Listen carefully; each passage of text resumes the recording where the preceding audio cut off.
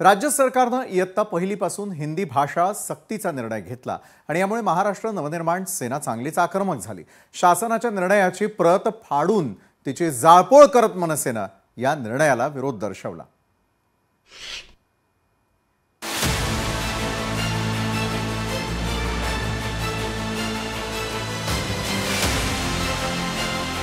कुणाला उद्योग नाहीत ना, काम नाही ना, ते असले वाद काही ना काही घालतात, त्याच्यातच ते वेळ घालवतात।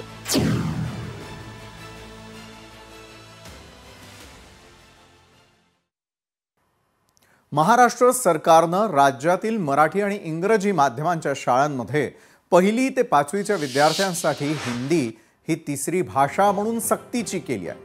हा निर्णय राष्ट्रीय शिक्षण धोरणांतर्गत घेण्यात आला असल्याचं सरकारचं म्हणणं आहे। तसंच हा निर्णय मराठी आणि इंग्रजी या दोन्ही माध्यमांच्या शाळांना देखील लागू असणार आहे। त्याचप्रमाणे येत्या जूनमध्ये सुरू होत असलेल्या शैक्षणिक वर्षापासूनच याची अंमलबजावणी देखील केली जाणार आहे। दरम्यान गेल्या अनेक वर्षांपासून सुरू असलेला जो आपण बाजूला यावेळेला स्क्रीनवर पाहतोय 10-2-3 हा आकृतीबंध देखील आता बदलण्यात आलेला आहे। त्याच्या जागी आता नवा म्हणजेच 5-3-3-4 अशी रचना करण्याचा निर्णय हा सरकारच्या वतीनं घेण्यात आलेला आहे। तर नव्या आकृतीबंधानुसार आता टप्पे कसे असतील ते देखील आपण अगदी थोडक्यात समजावून घेणार आहोत। तर नवीन आकृतीबंध नेमका काय सांगतोय त्यावरती आपण एक नजर टाकूयात। तर नव्या आकृतीबंधानुसार काही टप्पे आहेत महत्त्वाचे। पायाभूत स्तर म्हणजेच वय 3 ते 8 वर्ष, बालवाटिका 1-2-3 तसंच इयत्ता पहिली आणि दुसरी।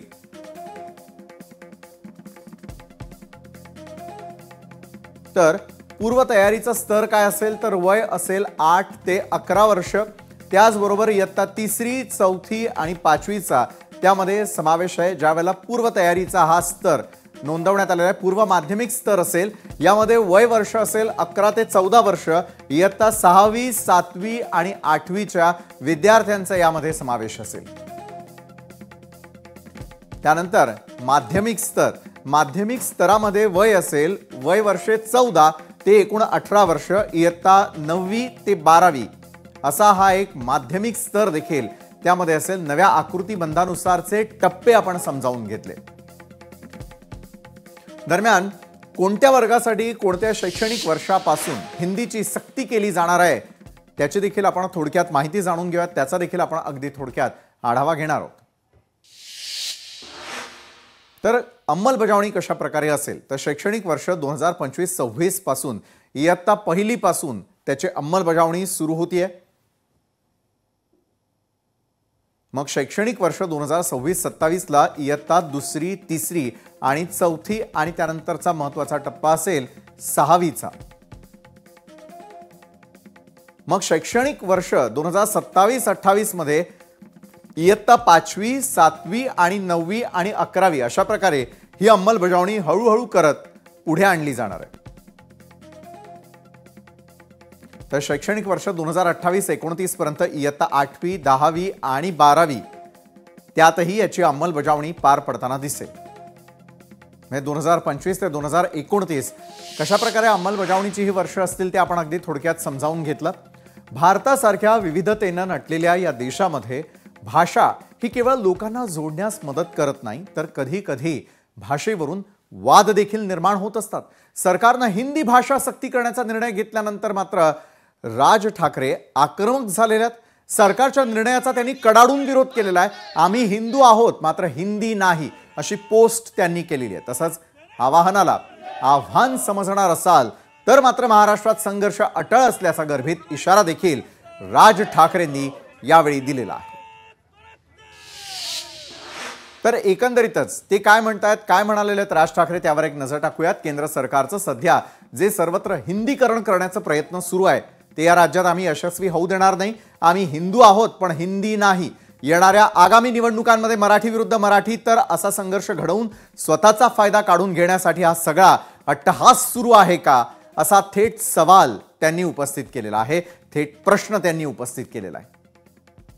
तर आवाहनाला आव्हान देणार असाल, त्यांनी आवाहन केलेलं आहे, त्याला जर आव्हान दिलं जाणार असेल आणि हिंदी लादणार असाल तर मात्र संघर्ष अटळ आहे आणि ज्याला फक्त सरकारच जबाबदार राहील। त्यामुळे सरकारनं लोकभावनेचा आदर करत हा निर्णय मागे घेण्याचे तत्काळ आदेश द्यावेत, अशी मागणी देखील राज ठाकरे करताना दिसत आहेत.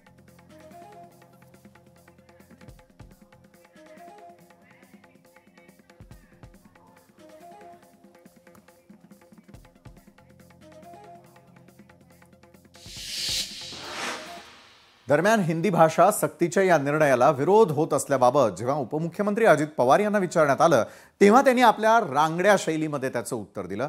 ज्यांना काही उद्योग शिल्लक नाहीत ते हिंदी भाषेचा विरोध करत असल्याचा चिमटा अजित पवारांनी काढला. त्यांनी दिलेली प्रतिक्रिया पाहूया. भारतामध्ये अनेक राज्यांच्या मध्ये हिंदी पण चालतं. काही जण म्हणतात ती राष्ट्रभाषा आहे, पण त्याच्यावर वाद आहे. मला त्या वादात शिरायचं नाही. हे बाकीच्यांना सध्या कुणाला उद्योग नाहीत ना, काम नाही ना, ते असले वाद काही ना काही घालतात आणि त्याच्यातच ते वेळ घालवतात. आणि इंग्रजी ही जगात बहुतेक देशामध्ये चालते, त्याच्यामुळं ती पण भाषा आली पाहिजे. अशा तिन्ही भाषेला महत्व आहे, पण शेवटी आपली स्वतःची मातृभाषा तिला नंबर 1चं स्थान आहे. आणि आज महत्त्वाच्या विषयावरती अधिक चर्चा करण्यासाठी आपल्या सोबत आहेत मनसेचे प्रवक्ते हेमंत कांबळे, त्याचबरोबर निर्माता आणि लेखक श्रीरंग गोडबोले आणि दैनिक लोकमतचे सहाय्यक संपादक दुर्गेश सोनार आपल्यासोबत आहेत आणि ज्येष्ठ विधिज्ञ कायदेतज्ञ आपल्यासोबत जोडले गेलेले आहेत. यावेळेला त्यांच्याकडे देखील आपण जाणार आहोतच.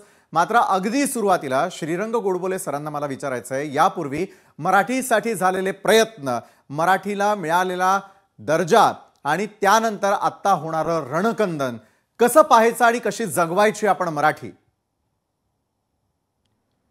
नमस्कार. नमस्कार. मराठी भाषेला अभिजात भाषेचा दर्जा मिळालेला आहे आणि ही आपल्या सर्वांकरता एक अत्यंत अभिमानाची गोष्ट आहे. मराठी ही आपली मातृभाषा आहे आणि आपल्या कोणावरही जर का पहिला हक्क कुठल्या भाषेचा असेल तर तो मराठी भाषेचा आहे. याच्याबद्दल माझ्या मनात कुठलीही शंका नाही. आपण जगतो मराठीत, आपण शिक्षण घेतो मातृभाषेत. मी तरी मातृभाषेत शिक्षण घेतलंय आणि आपण असं म्हणतो की लाभले आम्हास भाग्य बोलतो मराठी. त्यामुळे मराठीचा अत्यंत कडवा असा अभिमान आपल्या सगळ्या मराठी माणसांना आहे आणि आपल्या मराठी भाषेबरोबर आपण मराठी संस्कृती पण अंगीकारलेली आहे. त्यामुळे आपण अस्सल मराठी लोकच आहोत. आता आपण जाऊया आत्ताच्या प्रश्नाकडे. आताचा प्रश्न असा आहे की हिंदी भाषा आपल्यावरती लादली जाते का आणि हिंदी भाषेबरोबरच हिंदी संस्कृती आपल्यावरती लादली जाते का आणि महाराष्ट्रामध्ये हिंदी भाषेचं आक्रमण होत आहे का?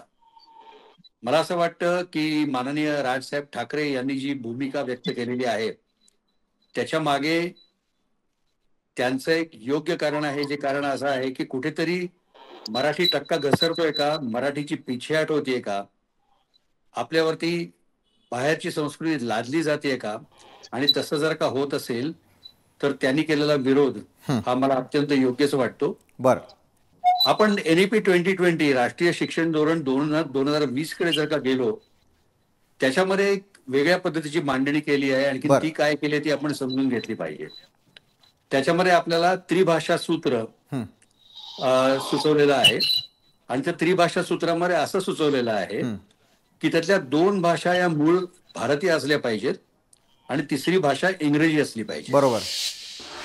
आता याचा अर्थ असा होतो की प्रत्येकाने 3 भाषा शाळेत शिकल्या पाहिजेत. याच्या पुढे जाऊन मी असं म्हणतो की आपल्याकडे अनेकदा व्यवहाराची भाषा जी असते, बोली भाषा असते, ती सुद्धा वेगळी असते. बरोबर. म्हणजे समजा आपण आता गेलो सिंधुदुर्ग जिल्ह्यात गेलो तर कदाचित आपल्या व्यवहाराची भाषा तिथली मालवणी असेल, तिथली राज्यकारभाराची भाषा मराठी असेल, तिथली राष्ट्रभाषा त्याला म्हणत नाहीत परंतु दिल्लीचं जे राजकारण चालतं त्याची भाषा हिंदी असेल आणि जगातली ज्ञानभाषा इंग्रजी असेल, आता जर्मन देखील असेल. तर असं प्रचंड भाषा वैविध्य आपल्या राज्यामध्ये आहे. बरोबर आहे. त्यामुळे आपल्याला एखाद्या पर्टिक्युलर भाषेचं आपल्यावरती होणारं सक्तीचं लादून घेणं आपण कधी सहन करणार नाही. यासोबतच आपल्याकडे बहुभाषिकत्व असलं पाहिजे हेही सत्य आहे. याचं कारणच मुळामध्ये असं आहे की आपण एका फार ज्याच्यामध्ये भाषिक बहुविधता आहे अशा एका देशामध्ये राहतो. नक्की. आणि त्याच्यामध्ये आपण काही गोष्टी मान्य केलेल्या आहेत. त्रिभाषा सूत्र आपण मान्य केलंय. सगळीकडे 3 भाषांमध्ये आपल्याकडे पाट्या सुद्धा असतात. नक्की नक्की. बँकाची नावं सुद्धा 3 भाषांमध्ये असतात. श्रीरंग सर, परंतु हे झाल्यानंतर भाषा लादली जावी हे मात्र मला मुळीच मान्य नाही. तर कायदेतज्ञ गुणरत्न सदावर्ते यावेळेला आपल्यासोबत आहेत. गुणरत्न सदावर्तेजी, एका बाजूला ही भाषा आमच्यावरती लादू नये असं मनसेचं आंदोलन आहे, त्याच्या अगदी विरोधात आपली भूमिका त्या ठिकाणी पाहायला मिळते. आपलं नेमकं काय म्हणणं आहे? मनसे काय करतंय, मनसे काय मालक नाही. लक्षात ठेवा, मुद्दा असा आहे की भारतीय संविधानाच्या भाषेत प्रत्येक राजकीय पक्षानं आपलं वर्तन ठेवायचं आहे. लक्षात ठेवा, तुम्ही तुमच्या अजेंडे ठेवा, परंतु त्या संविधानाशी विसंगत तुम्हाला वर्तन करता येणार नाही. सगळ्यात अगोदर तर त्यांचा शॉर्टफॉल आहे संविधान समजून घेताना. त्यांचं म्हणणं असं आहे की बाबा राज्यांची निर्मिती कशाच्या आधारावर झाली, त्याच्यानंतर काय आहे त्याचं हे इंटरप्रिटेशन कोण करू शकतंय, सुप्रीम कोर्ट करू शकतंय. सुप्रीम कोर्टानं बिल वर्सेस स्टेटमध्ये आत्ताच नुकत्याच 15 दिवसाच्या आधी जजमेंट दिली की नॅशनल डोमिसाईल असेल, व्यवसायासाठी सगळ्या कारणांसाठी तुम्हाला त्या अर्थानं ते जे डिमार्केशन ऑफ स्टेट झालेलं आहे ते तुम्हाला गृहीत धरता येणार नाही. हे ते विसरूनच जातात. काय होतंय की आपण अर्ध्या हळकुंडानं पिवळं झालेलं असं मला कुणाला म्हणायचं नाही. राजकारणी लोक कुणाकडून तरी हे घेत असतात इनपुट आणि ते बोलत असतात. बरं का, कोणी परिपूर्ण नाही, मी कोणालाही परिपूर्ण आहे असं म्हणत नाही. बरं का. गुणरत्न सर, तुमचा आवाज महाराष्ट्र ऐकतोय, मलाही येतोय, आपण बोलू शकता, बोला. ठीक आहे. मग आता मुद्दा असा आहे की 2020 मध्ये 2020 मध्ये नॅशनल एज्युकेशन पॉलिसी आली. मुळात ही पॉलिसी कधीपासून नॅशनल एज्युकेशन पॉलिसी ही 2020 मध्ये आली ना, 2020 मध्ये. लक्षात घ्या, ही पॉलिसी कधीपासून मागे पडलेली होती. मग 65 मध्ये काय झालं होतं, मग शिक्षणामध्ये आमूलाग्र मूलभूत बदल आवश्यक आहेत की नाही, ह्या सगळ्या गोष्टींची चर्चा झाली, आयोग झाला आणि 2020 मध्ये ती पॉलिसी आली. त्या पॉलिसीला राज ठाकरे काय म्हणजे ऑफ सीझन मध्ये होते का त्यावेळेस पॉलिटिकल, ती पॉलिसी का चॅलेंज केली नाही? त्याच्यामध्ये त्रिभाषिक सूत्र आहे की नाही मला सांगा. हिंदी काय परदेशी भाषा आहे का? परदेशात वापरली चालली हिंदी, नो डाऊट, तिचा रिचनेस आहे, भारतीय भाषा आहे.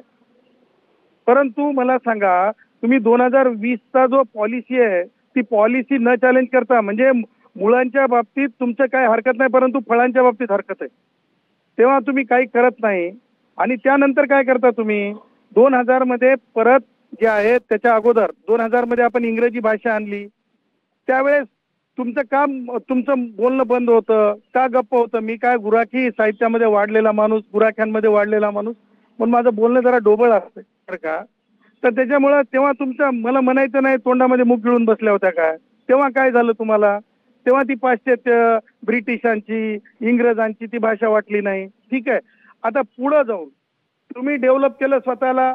म्हणजे कालच्या 16 तारखेला 16 एप्रिल 2025 ला शासनाने कॉन्शियस डिसिजन घेतला. तो ब्लाइंडली घेतला का? तो नॅचरल जस्टिस व्हायोलेट करून घेतला का? तर नाही. तुम्हाला सांगतो, श्री रेखावार IAS अधिकारी आहेत, is a very decent fellow. तुम्हाला सांगतो, कलेक्टर होते ते कोल्हापूरचे, इज अ व्हेरी यंगेस्ट आणि म्हणजे डीपली नॉलेज फेलो आहे. लक्षात घ्या, त्यांनी पूर्ण सोपस्कर पार पाडून सगळ्या चर्चा करून बरं का, नॅशनल पॉलिसीला विसंगत असलं नाही पाहिजे. त्याचबरोबर ऐकून घ्या, त्याचबरोबर साहेब भारतीय संविधानाचे आर्टिकल 21 जे राईट टू एज्युकेशन आहे त्याला विसंगत नसलं पाहिजे असं कॉन्शियस प्रपोजल सरकार समोर आलं सर्व सोपस्करानंतर. आणि नंतर ते पॉलिसी होते. ती पॉलिसी झाल्याच्या नंतर लगेच तुम्ही बाहेर पडता आणि तुम्ही सांगता ट्विट करून की कसं हिंदीला आम्ही तिथं शिकवू देणार नाही, कसं पुस्तकवाल्यांना आम्ही पुस्तकं देऊ देणार नाही. मला एक सांगा, तुमच्यामध्ये तुम्हाला संविधान मान्य आहे ना, तर तुम्हाला की नाही त्या गोष्टीला तुम्ही 2020 पासून का तुम्ही स्लीप मोड मध्ये होते? 2000 मध्ये इंग्रजी आली तेव्हा का स्लीपिंग मोड मध्ये होते? मग आताच कसं काय तुम्ही जागृत झाले? बरं, जागृत झाल्याच्या नंतर have you still want to challenge it? No. तुम्ही म्हणता शाळेत, अरे शाळेंना टार्गेट करणं हे कुणाचं काम आहे? तालिबान्यांचं काम आहे. हे इस्लामिक स्टेट आहे का? कुणीतरी म्हणणार की नाही तोंडावर तुम्ही बुरखा घातल्याशिवाय चालायचं नाही. Is it going to happen in this country? बरोबर. छत्रपती शिवराय आहेत तिथं. गुणरत्न सदावर्तेजी, आपण जे प्रश्न उपस्थित केले त्याचं उत्तर आपण थेट आता मनसेकडून घेणार आहोत. हेमंत कांबळे आपल्या सोबत आहेत, बोला हेमंतजी. नाही सदावर्ते जे काय बोलतायत असं वाटतं ना की सदावर्तेने घरून काहीतरी संविधान लिहून आणलंय, बर त्याला भाषा प्रांतराज्याला माहिती नाही, ते काय बोलतात काय नेमकं. अहो विषय ऐच्छिक आहे, ऐच्छिक विषय आणि सक्तीच्या विषयामध्ये फरक असतो. तुम्ही काय घरातून काय शिकवण, तुमचे संविधान काय घरात लिहिले का? दरवेळी संविधानाचे दाखले देता, कसले दाखले देता तुम्ही, कसले दाखले देता तुम्ही? अरे चुप रे, तुला सांगतो. अरे गुणावरते सदावर्ते तुला तुझ्या घरी लिहिले का संविधान? राज ठाकरेला यमनाव डिबेट. अरे पाडिकम, तुला मराठी नीट बोलता येत नाही, तुला धड मराठी बोलता येत नाही, तू संविधानाचे दाखले देतो. संविधान काय घरी लिहिले का? तुला भाषावर प्रांतराज्य तरी माहिती आहे का? पहिले लिहून घे ना, पहिले वाचून घे. प्रत्येक वेळेला संविधानाचे दाखले कसले देतो? अरे तुझ्यासारखे महाराष्ट्र धोई आहेत ना, म्हणून या परप्रांतीयांचा तू चाललास का जी आर राज ठाकरेच्या पोराला जी आर चालला का? पुणे दाखल कसला आहे तू? अरे कसला आहे तू? हे चालणार नाही. अरे कसलं आहे तुला संविधान काय नाचवतो तू? छोट पे सांगतो. अरे संविधानाचं स्पेलिंग येते का तुला? त्याला विचारून घे. आपल्या स्थिती येते डॉक्टरेट चिंतन आहे, समजलं? अरे संविधान तुझ्यापेक्षा जास्त वाचलंय मी. तू नेहमी संविधान करू नको. तू काय एकट्याने संविधान नाही, देशात तू एकट्याने असलं. आर्टिकल 21, आर्टिकल 19, आर्टिकल 19 सगळं वाचलं मी. तू मला शिकवायची गरज नाही. तू बोलताना संविधानिक भाषेत बोल. पहिला मराठी शिक. तू मराठी शिक. गुणरत्न सदावर्तेजी, आणि आपल्यालाही मी थोडंसं थांबवतो. उत्तर भारतीय विकास सेनेचे सुनील शुक्ला आपल्या बरोबर आहे. सुनीलजी, एका बाजूला आंदोलन मनसेनं केलेलं होतं, आज आता शाळेमध्ये ज्यावेळेला हिंदी भाषा सक्तीची केली जाते आहे, तीही पहिलीपासून, आणि त्याचे टप्पे देखील आम्ही दाखवले की कशा प्रकारे टप्प्याटप्प्यानं ती समोर येताना दिसणार आहे. यावरती आपलं नेमकं काय म्हणणं आहे? एका बाजूला मनसेनं थेट इशारा दिलेला आहे की हे आवाहन आहे, त्याला आव्हान देण्याचा प्रयत्न करू नका, आणि आव्हान दिलं जात आहे. सुनील शुक्ला बोलण्यात इच्छितो, जे मराठी भाषेला प्राथमिकता दिल्या ते झालंच पाहिजे. आपली मातृभाषा आहे, आई भाषा आहे, ते बरोबर आहे. दुसरं भाषा म्हणजे अंग्रेजी भाषा, जे कोर्ट कचेरीमध्ये आपण वापरतो. इंटरनॅशनल क्लायंट सोबत बोलायचं असेल तर अंग्रेजीमध्ये करतो. तिसरा कुठल्या तरी भाषा असणारच. आणि मी काय म्हणतो, आपल्या इकडचे जे कोण मराठी आहेत ते लोकांनी हा हिंदी का शिकलं पाहिजे? 11 राज्य आहे, जे आपलं 11 राज्य आपल्याकडे आहेत. 11 राज्य हिंदी भाषी आहे. त्या तिकडे कलेक्टर म्हणून, IPS IS ऑफिसर म्हणून तिकडे नियुक्त होऊ शकतात. त्याला लागू पडत नाही का? हे मराठी हिंदी जर शिकले तर त्यांना त्या तिकडे हे बाकीचे जे उत्तर भारतीय महाराष्ट्रात आहेत, DG आहेत ते उत्तर भारतीय, अगोदरचे परमवीर सिंग होते ते उत्तर भारतीय होते, संजय पांडे होते का? कारण त्यांना मराठी बोलता येतो. आता ह्याचप्रमाणे आपले मराठी भाऊनी हे शिकलं पाहिजे की 11 राज्यमध्ये जाऊन त्या तिकडे कलेक्टर बनवलं पाहिजे, IPS झालं पाहिजे, IS ऑफिसर झालं पाहिजे. हे महत्वाचं आहे. राजसाहेब ठाकरेंना काय पाहिजे की इकडची लोक आहे ना गोट्यामध्ये नुसतं राहावं, हे उपाशी झोपावं. पण त्यांना हे हिंदी शिकलं तर बाहेर पडतील, दुसऱ्या राज्यात जातील, तिकडे IS IPS ऑफिसर बनतील. हे त्यांना आवडलं नाही. त्यांना नुसतं मराठी लोकांना नुसतं इकडे वसुलीचं काम करायचं आहे. यांच्यासोबत बरं सुनील शुक्ला, तुम्ही गंभीर स्वरूपाचे आरोप करताय. हेमंत कांबळेंकडे जाण्याआधी मी यावेळेला दुर्गेश सोनार आपल्याकडे येतो. दुर्गेशजी, खरं तर महाराष्ट्रामध्ये राहतो तर मराठी भाषा ही खरोखर महत्वाची आहे. ज्यावेळेला हिंदीची सक्ती महाराष्ट्रामध्ये केली जाते, दक्षिण भारतासाठी वेगळा निर्णय घ्यायचा का? दुर्गेशजी, छत्रपती शिवाजी महाराजांचा राबलेला हिंदवी स्वराज्याचा पण अपमान ते लोक करतायत. सुनीलजी, मी आपल्याकडे येईल. दुर्गेश सोनार, बोला आपण. महाराष्ट्रापर्यंत सीमित नव्हते, हे दिल्लीपर्यंत होते.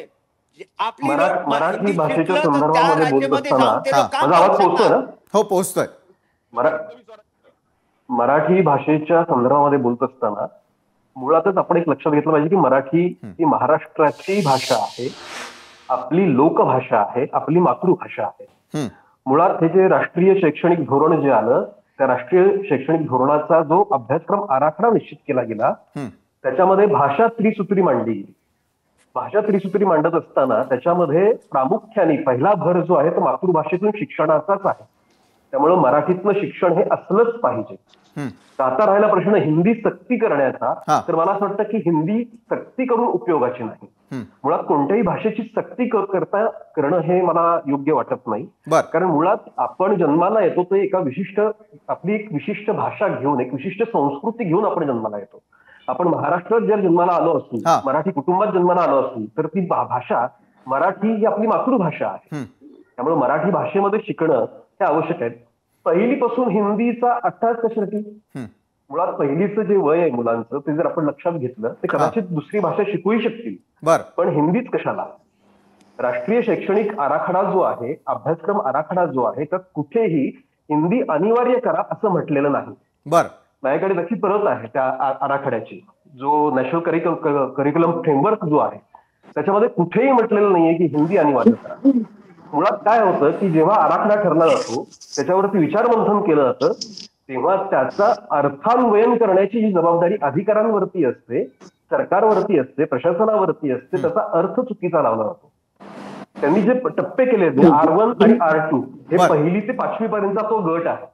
तर त्यासाठी त्यांनी म्हटलं की मातृभाषेतलं शिक्षण, आणि ते जर शक्य नसेल त्या भाषेमध्ये तर त्या राज्याची जी राजभाषा आहे. बरोबर आहे दुर्गेशजी, हे आपण टप्पे समजावून सांगितलेले होते आपल्या प्रेक्षकांना. हेमंत कांबळेंना मला विचारायचं आहे की एका बाजूला गुणरत्न सदावर्ते यांनी देखील थेट विरोध केलेला आहे, आणि आता सुनील शुक्ला तर म्हणतायत की आता बेरोजगारांना रोजगार मिळावा यासाठी आता हिंदी सक्तीची करावी. सरकार विरोधातली तुमची छडी आणखी आक्रमक होताना दिसेल का हेमंत कांबळे? ते मुळात कसं आहे ना, सुनील शुक्ला काय बोलतात ते कळत नाहीये. बरं, तुम्हाला इकडे रोजगार मिळण्यासाठी इथे हिंदीची सक्ती का? तुम्ही एक काम करा ना, उत्तर प्रदेशमध्ये मराठी शिकवा. मग जे तुमचे 11 राज्य आहेत ना तिथे मराठी शिकून या. इकडे तुम्ही येणार, इकडे त्या फुटपाथवरती घाट करणार, आणि पुन्हा तुम्ही म्हणणार की हिंदी पण शिकवा.